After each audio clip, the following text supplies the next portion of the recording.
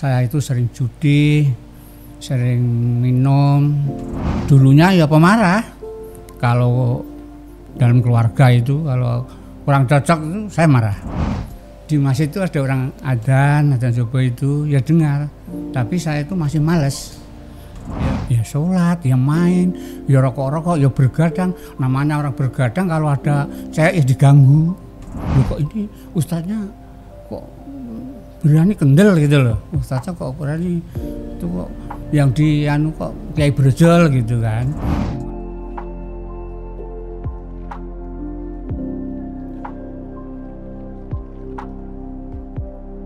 Saya itu sebelum ngaji boleh dikatakan orang yang tidak bertanggung jawab karena saya itu sering judi, sering minum, dan saya sampai membohongi istri. Kalau saya itu dapat penghasilan sekian, saya katakan pada istri sekian. Tidak apa adanya, karena saya itu mikir kumpul-kumpul sama teman-teman saya yang di luar itu. Kan mestinya butuh uang, terus rokok, ya itu. Lah makanya saya itu sampai nggak jujur sama istri. Nanti kalau jujur, nanti ya istri itu ya nggak boleh, nggak diperbolehkan. Cuman saya itu tidak jujur, istri ya sebetulnya tahu. Cuman istri saya belum berani melarang. Kalau saya tidak jujur itu. Tapi saya lama-lama seneng pada nyetel radio itu. Lah rokok itu kan harus tiap hari butuh uang untuk rokok, uang untuk berkumpul sama teman-teman, bergadang lah pokoknya. Lah itu istri itu kan namanya suami, kan hendaknya itu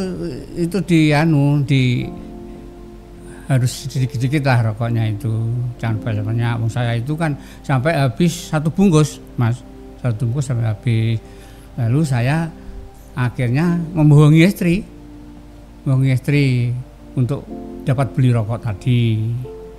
Lalu habis minum sama teman-teman, habis bergadang, pulang tidur.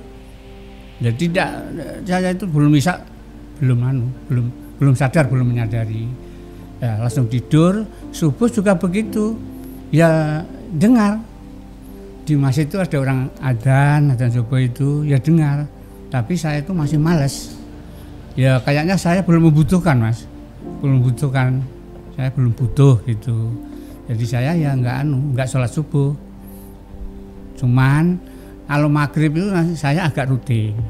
Kalau maghrib, zuhur kadang-kadang ya tidak, apalagi asar sudah di ladang malah nggak kepikiran. Ya itu anak saya yang mengajak sholat pak, karena anak saya itu sudah besar, sudah SMA kelas 1. Akhirnya saya itu manut, kan saya ya agak malu sedikit, anak sudah besar belum sholat. Loh, istri itu saja sholat saya larang kok. Nah, nggak usah sholat gitu saya. Istri saya sholat itu. Istri saya yang menyuruh juga anaknya. Waktu itu tanggalnya itu 11 bulan 8 saya baru mulai mau sholat. Bulannya 11, tahunnya itu tahun 96. Cuman salat saya itu tadi yang saya aturkan tadi, kadang sholat, kadang tidak. Ya sholat, ya main, ya rokok-rokok, ya bergadang. Namanya orang bergadang kalau ada cewek ya diganggu. Namanya orang bergadang, digedu-gedu itu, Mas. Digedu sambil ngerokok. Ya pulang, tidak kepikiran sholat isya, tidak, langsung tidur. Saya itu kan seneng nyetel, saya kan punya radio. Ya seneng saya itu nyetel sinden, Mas, uyon-uyon, wayang kulit, semalam suntuk itu seneng. Lihat di lain waktu saya nyetel itu kok ada Pak Ustadz pengajian. Loh kok ini ustadznya kok berani kendel gitu loh. Ustadznya kok berani itu kok yang di kok kayak brojol gitu kan. Imanmu tuh yang brojol. Lama-lama saya tersentuh. yang berzolim lama saya sentuh. Kok terus lama-lama saya seneng, saya nyetel terus gelombang itu terus. Lama-lama kok Ustadz itu menerangkan itu yang surat Al-An'am 153. Saya masih ingat yang wana itu surat mustaqiman itu loh. Watabi wala tatabi usubulah fatabarakun ansabilih dalikum pasukum bilakum taktakun. Diartikan ini sungguh ini jalanku yang lurus Al-Quran, jangan ikuti yang lain itu loh. Ya saya tersentuh saya di itu Mas. Jangan ikuti yang lain gitu, yang akan menceraikan kamu dari jalan Allah, yang begitu itu kamu agar kamu bertakwa. Saya tersentuh itu. Setelah saya tersentuh, saya kepikiran ikut ngaji. Terus saya kepikiran ikut ngaji, saya tanya-tanya Mas. Saya tanya-tanya orang. Terus saya dengar katanya itu ngajinya di rumah Pak Karno. Pak Karno itu siapa? Pak Karno itu guru SMP 2 gitu kan. Itu rumahnya di Desa Tanjung. Saya cari-cari di sini. Terus saya itu memberanikan diri berangkat dari rumah, mencari di rumah Pak Karno ini. Tanggalnya 30 bulan 11 tahunnya 2011. Saya masuk di rumah Pak Karno ini, terus ikut ngaji itu alhamdulillah saya bisa istiqomah sampai sekarang. Nah, setelah ngaji di rumah Pak Karno itu saya wali tadi tanggal 30 bulan 11 tahunnya 2011. Istiqomah sampai sekarang saya bisa ngaji terus. Nah di situ saya bisa mengambil hikmahnya dan saya bisa berubah sikap saya. Seperti yang tadi saya aturkan, yang bohong tadi, akhirnya saya sadar tidak bohong. Terus saya itu dulunya ya pemarah. Kalau dalam keluarga itu kalau kurang cocok itu saya marah. Ya bahasa Jawanya mangkelan mangkal saja. Tapi setelah ngaji itu kan dengar tausiah dari ustaz itu, akhirnya saya itu sadar saya sekarang bukan pemarah tapi pemaaf sekarang. Itu waktu itu istri saya belum ngaji. Waktu itu saya ajak ngaji ya belum mau.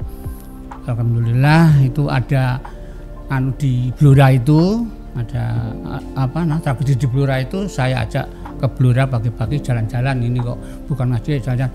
Lah terus dia itu kok terus mau. Jadi tahu di di rame-rame di Blora itu, terus siangnya kok mau ngaji. Alhamdulillah sampai sekarang juga istiqomah ngaji terus.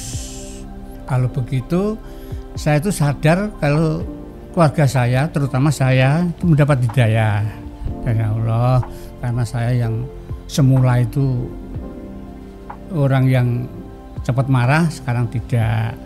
Dan terus yang pembohong langsung sadar tidak membohongi. Nah, terus sholatnya, kalau saya dulu itu sholat itu saya anggap tidak perlu. Sekarang saya anggap perlu. Saya anggap kebutuhan saya. Bukan saja sholat wajib yang saya aktifkan, tetapi sunnah juga saya usahakan. Terutama sholat tahajud. Insya Allah sholat tahajud itu saya bisa sering, bukan rutin tapi sering sholat tahajud. Lah himbauan saya kepada warga Desa Galuk, khususnya keluarga saya, teman-teman saya, marilah kita ngaji Quran Sunnah.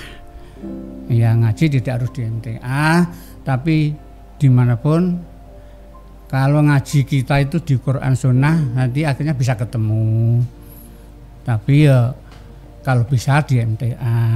Cuman saya pesan kepada teman-teman, sampai sekarang itu masih ada yang benci, Mas. Masih ada yang benci sampai sekarang. Cuman yang benci-benci itu sadarlah dilihat dulu, tabayun dulu MTA itu apa, yang dikaji apa. Jangan terus ditelan mentah-mentah. MTA itu dikira sesat, MTA itu dikira tidak Islam. Justru yang Islam itu yang Quran Sunnah itu. Makanya saudara-saudara, terutama keluarga saya, marilah kita beristiqomah ngaji Quran Sunnah, terutama di MTA.